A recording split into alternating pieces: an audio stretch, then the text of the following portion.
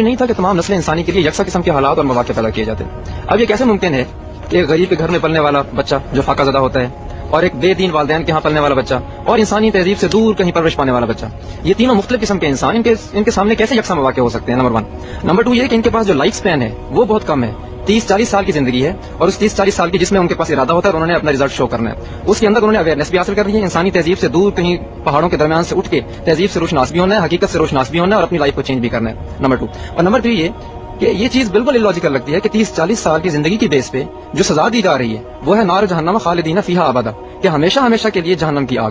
تو خدا جس کی صفت عادل بھی ہے، جس کی صفت رحیم بھی ہے، تو یہ کیسے ممکن ہے کہ یہ ساری چیزیں اتنی کنٹروڈکشن اللاجیکل؟ جی یہ بات یہ ہے کہ اس دنیا کے اندر جو مواقع پیدا کیے گئے ہیں وہ مواقع مختلف ہیں انسان کی مادی ترقی کے لحاظ سے۔ جو مواقع ہدایت کے لیے پیدا کیے گئے وہ بالکل یکساں ہیں۔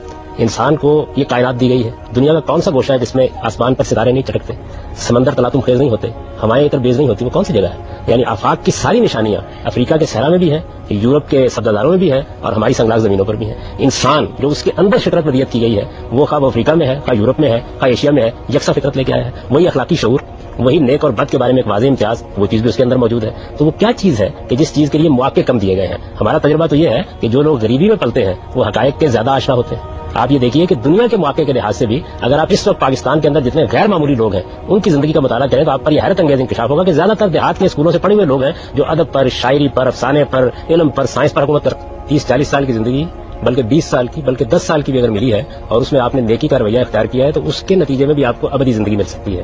تو یہ پہلو تو غالباً آپ کے نزدیک قابل اعتراض نہیں ہوگا، قابل اعتراض ہے سزا کا پہلو۔ تو میرے عزیز، سزا کا تعلق وقت سے نہیں ہوتا۔